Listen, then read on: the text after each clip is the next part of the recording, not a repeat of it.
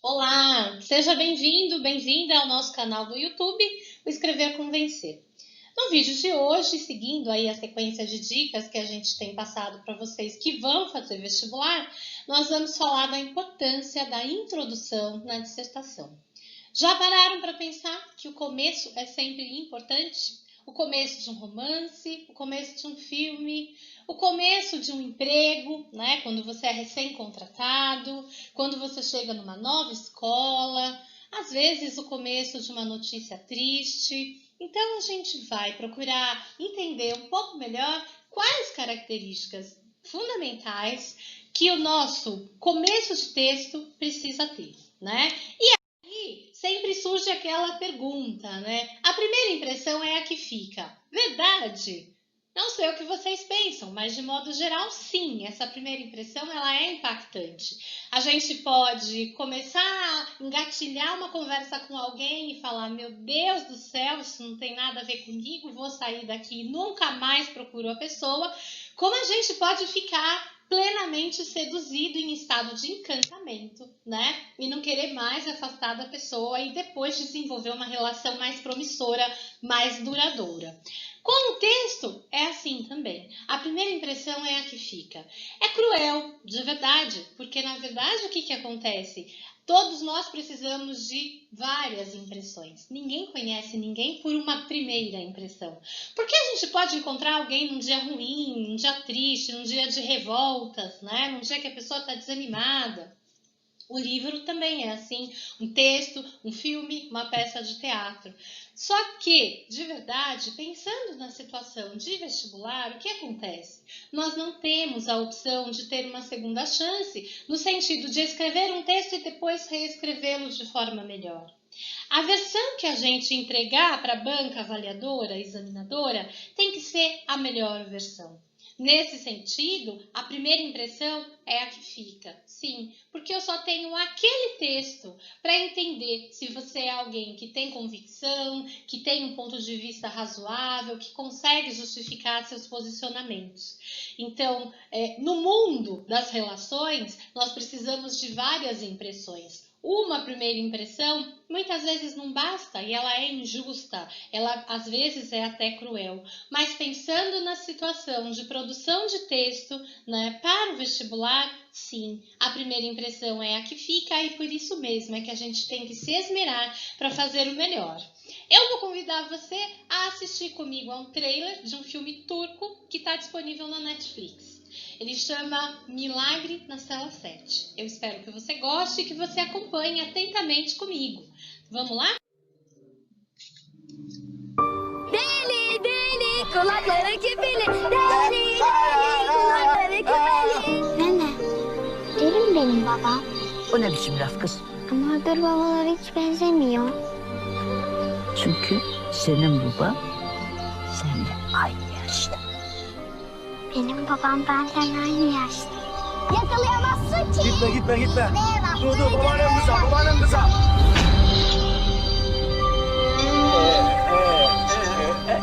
Torunun küçük bir kızı boğmuş gölde. Ben yapmam. O çocuk gibiydi. Onun dilinden bir tek ben anlarım. İbret alem için bunu dar ağacında arayacağım.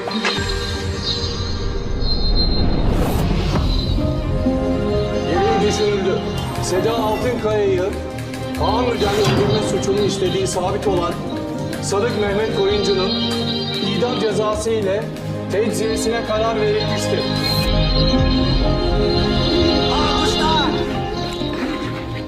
Armut değilidir değil mi? Cezaya ehliyeti bile yok bunun. Ne idam? Ölen kız sıkı yönetim komutanının kızı. Bu saatten sonra kim ne yapabilir? Ova?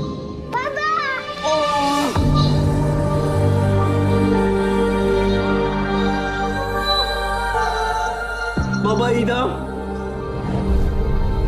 Hay ben böyle kaderi içine sıçayım lan. Hiç mi bir şey gelmez elden?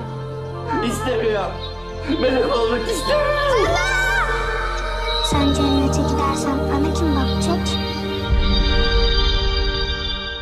Espero que vocês tenham gostado, né? E por que eu escolhi um trailer para falar numa aula de introdução? Porque a introdução é isso, ela é esse momento impactante que nos arrebata e que nos deixa tomados pelo desejo de continuar a leitura do texto. E aí eu coloquei algumas aproximações possíveis, né? Então, o trailer, no primeiro momento, precisa conseguir o engajamento do espectador. Por que o engajamento? Ora, justamente porque ele tem uma finalidade muito importante: vender um produto, que no caso é o filme. Há indústrias cinematográficas que produzem diversos filmes e eles querem que você, o espectador, goste, compre, né? Para conseguir esse intento, ele precisa ser um trailer capaz de provocar, de despertar sua curiosidade, sua sensibilidade, às vezes a sua ira, né? Ele precisa mostrar o essencial, ou seja, nada de spoilers, né? É muito importante que ele apresente cenas envolventes, impactantes, que sejam cativantes, né? É fundamental que ele seja fiel ao filme original, ou seja, ele não pode criar expectativas erradas. Ele não pode mostrar cenas no trailer que não existem no filme, né? Ele não pode construir uma expectativa de um drama no trailer e, de repente, ser uma comédia no filme. Então, tem que haver uma certa coerência entre a imagem que você vende e, efetivamente, o produto que você vai ofertar para o seu consumidor. No caso do nosso texto, pensando na introdução, a gente precisa engajar o leitor. Sim, porque esse leitor vai ter que querer comprar o nosso produto, que é o que? O nosso texto. Para ele comprar o nosso produto, o nosso texto, a gente precisa ser capaz de defender uma tese, ou seja, defender um ponto de vista, uma ideia que seja nossa, a expressão daquilo que a gente acredita que seja o mais razoável, o mais adequado para o tema proposto. A nossa introdução também precisa, assim como o trailer, provocar, despertar a curiosidade e o interesse do leitor. Porque, gente, não tem nada mais desagradável, chato, do que a gente ler um texto forçado, né? Você vai falar assim, mas acontece que quando os avaliadores leem os textos, eles têm que ler, gostando ou não. É verdade, sem dúvida. Mas, quando a gente lê um texto que mexe com a gente, o envolvimento, o engajamento é muito mais intenso. E aí surge o prazer, a satisfação, né? E como é que eu faço para garantir que a minha introdução seja interessante, provocante? Eu preciso primeiro mostrar, né, com clareza o tema e a tese. Eu preciso apresentar um raciocínio que seja coerente e persuasivo. Eu preciso ser coerente com a conclusão a que eu pretendo chegar. Então, eu não posso, na introdução, por exemplo, defender o voto facultativo nas eleições e chegar à conclusão de que o voto tem que ser compulsório, tem que ser obrigatório.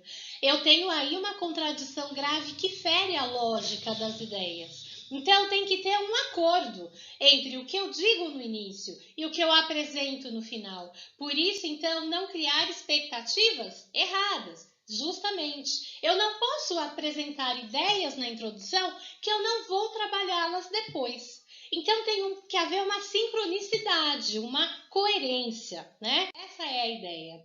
Qual é a finalidade da introdução, né? Para que a gente tem que ter um momento do texto que chama introdução?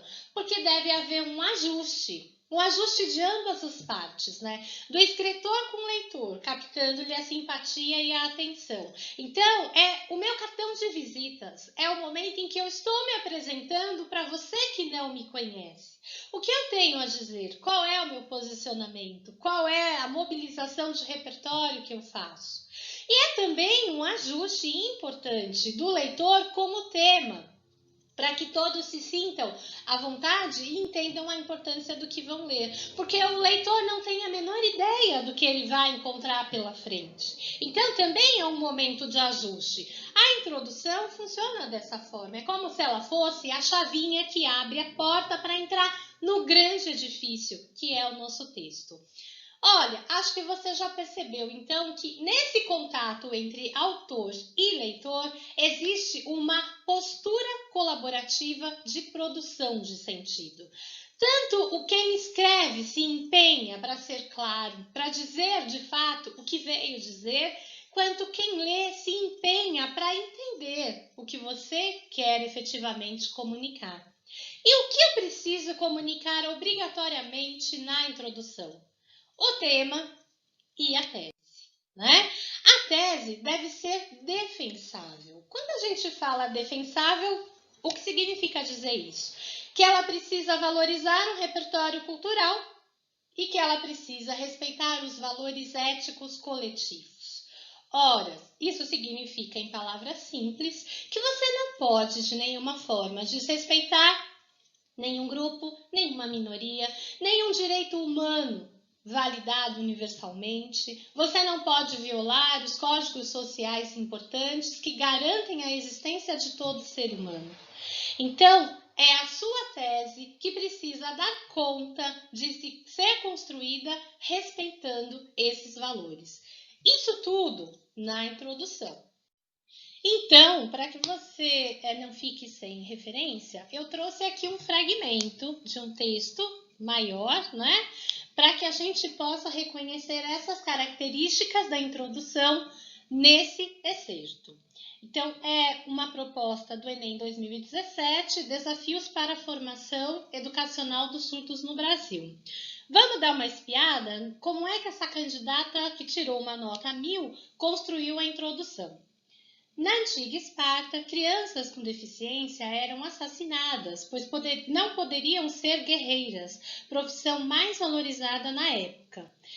Na contemporaneidade, tal barbárie não ocorre mais, porém, há grandes dificuldades para garantir aos deficientes, em especial aos surdos, o acesso à educação, devido ao preconceito ainda existente na sociedade e à falta de atenção do Estado à questão.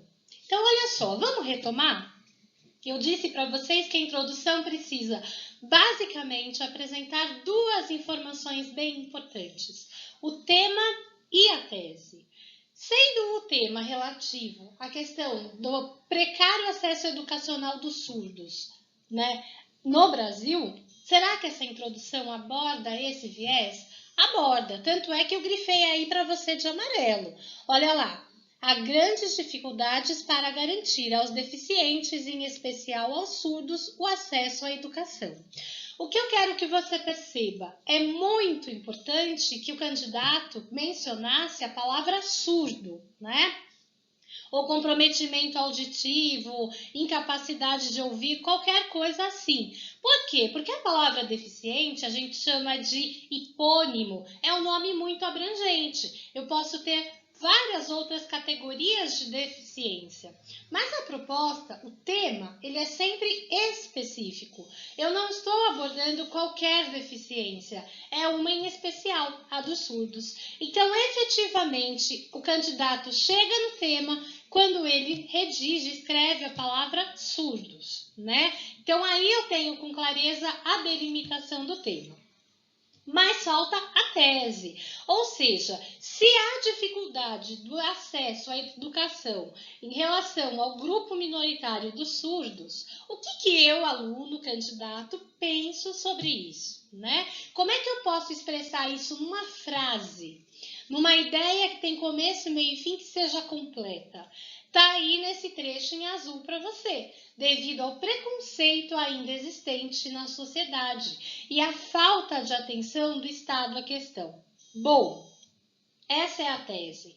Percebe comigo que essa introdução já dá todo o roteiro do texto? A gente já consegue desenhar as nossas expectativas. No parágrafo seguinte, necessariamente, essa candidata vai precisar mostrar como é que o preconceito em relação aos surdos afeta a chegada deles na escola? Essa dificuldade na construção do processo de escolarização.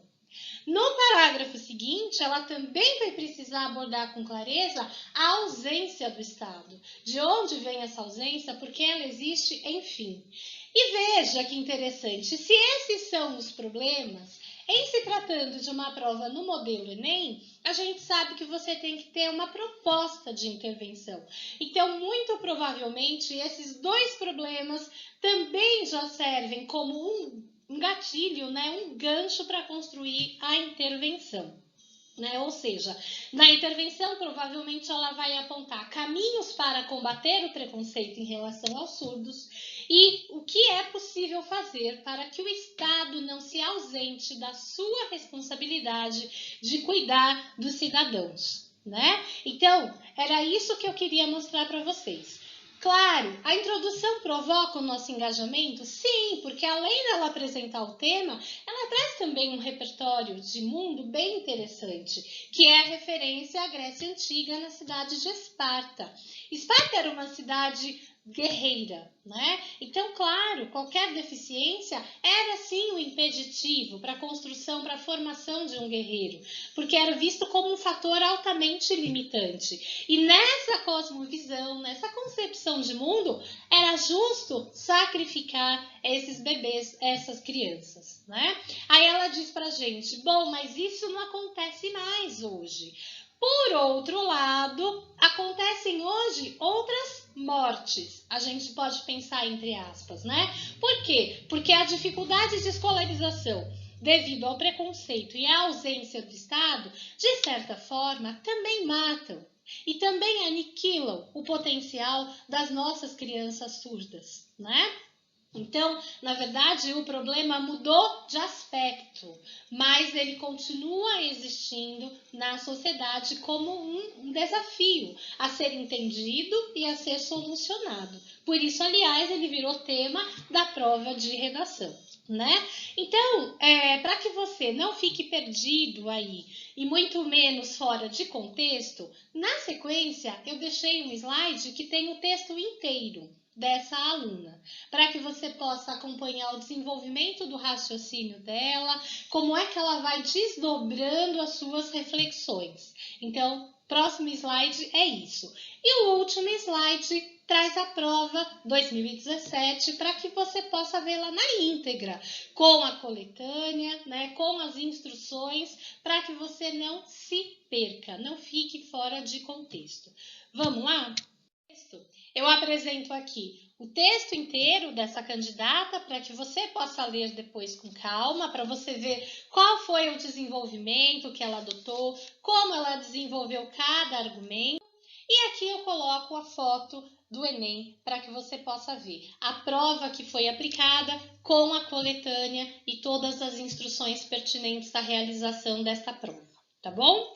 Eu espero que eu tenha ajudado você a entender um pouco melhor por que a introdução é tão importante, porque ela é sempre o nosso cartão de visita. Se começa mal, dificilmente o texto retoma o caminho adequado, o caminho da fluência e da clareza, tá bom?